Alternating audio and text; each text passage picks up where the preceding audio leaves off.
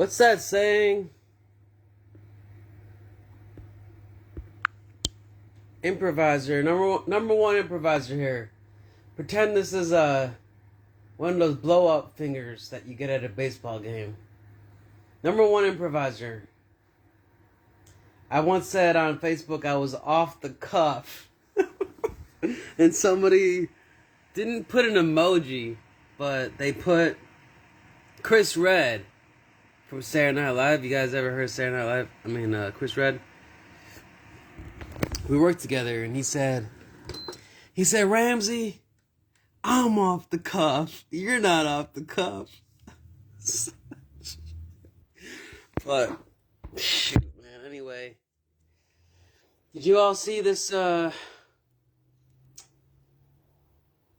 Zuckerberg was saying that the reason why he lost 25% of his business, or $250 billion yesterday, was because nobody uses his video tool. Nobody uses his video tool. Nobody uses video. That's what he said. He said, compared to TikTok, we're getting smoked out. Nobody uses FaceTime. Well, nobody even calls it FaceTime.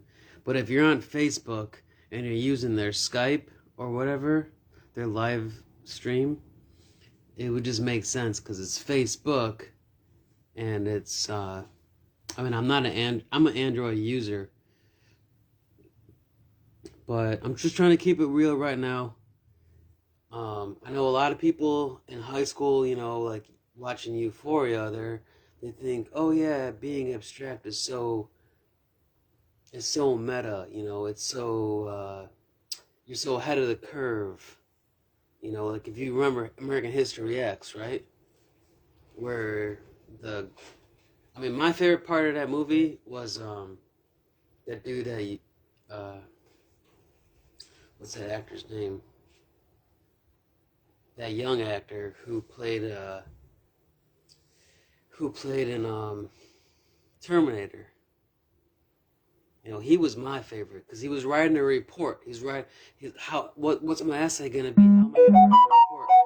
God damn it! Sorry, it's my dad. He's a psychologist.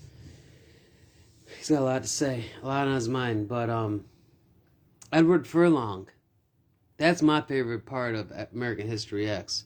But every time I say ahead of the curve or ahead of the curb, the first thing I think about is fucking American History X. I don't know why.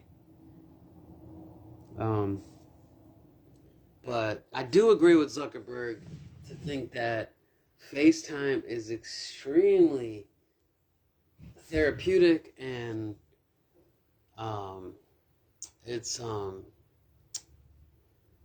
aesthetic and visceral, all the above. A lot of, you see this, what's that girl's name? Ellis or whatever.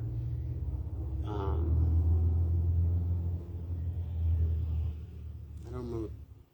A lot of people, more so than not, won't use FaceTime because, well, one, they think of themselves as a tin man and they don't have enough lubrication. Also, they think of themselves as a lion in Wizard of Oz and they don't have the heart. But then you have these women like Tia Ellis or all these, I don't remember her name, but like Lizzo is posing nude recently. A lot of these, like Meg the Stallion, you don't really see a stallion that's a female. If you call a woman a stud muffin, for example, in the 80s and 90s, 2000s, even the 2010s, that didn't fly, But it's good that women are growing in their own. I'm not saying it's not good. I'm not anti-feminist. I'm an equal part feminist and masculinist, I'm right in that center lane.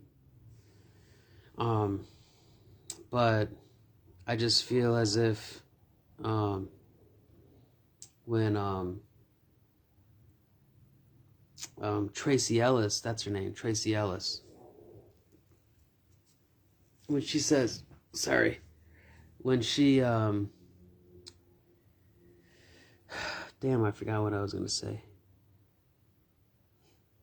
Oh yeah, Tracie Ellis. A lot of Tupac originally used "I Make Money Moves." Back in the '90s. Then Cardi B became famous for it. "I make money moves." She stole that fucking line, by the way. And the thing is that not only does the internet never forget, and people say New York never sleeps, and God is everywhere, and nobody gets away in the afterlife with sinning, or everyone's judged. So when Cardi B says she makes money moves, and she stole that line from Tupac, obviously, I'm not even gonna try to fucking play lawyer here, but it's very evident where a lot of these women these days, like Sawati says, "Oh, you're my type, you're my type." That they're putting your hands in their pocket in the sense that they want half of the pie. They think, well, reparations, or a lot of these female artists these days, like Lizzo posing nude, and for men, Lizzo's virginity is worth like $200,000 probably, right? Mine is probably life in prison, So to think that, oh, okay, well, if I hang my balls out there, then I'm gonna get half the pie, the devil's pie, that song that they sing in Belly. That's the issue right now, is that we think America is this conglomeration that's so neat and tidy, and we haven't, if you watch Aziz Ansari, he says our issue is infrastructure. We think because we're in the 2000s that we're better than the Bronze Age or the 1500s, or and even Kurt Vonnegut says, before 1492, we were still America.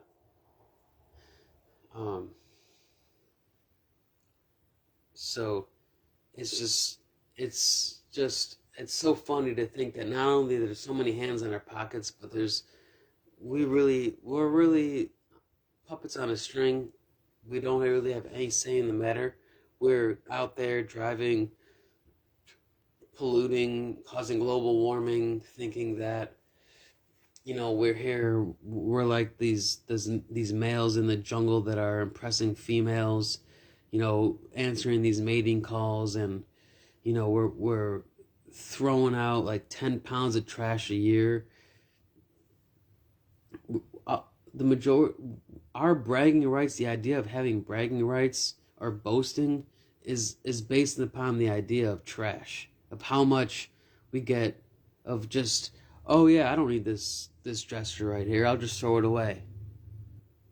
That's arrogance. The difference between living and the dead is arrogance. When you watch Matrix, they say ignorance is bliss, and I say this millions of times. This is not singularity. This is more like Johnny Depp. This is transcendence. This is plurality, where we don't say ignorance is bliss. We say ignorances. Ignorami. If you ever ignoramus, are bliss. The 1%. They're indivisible. You don't.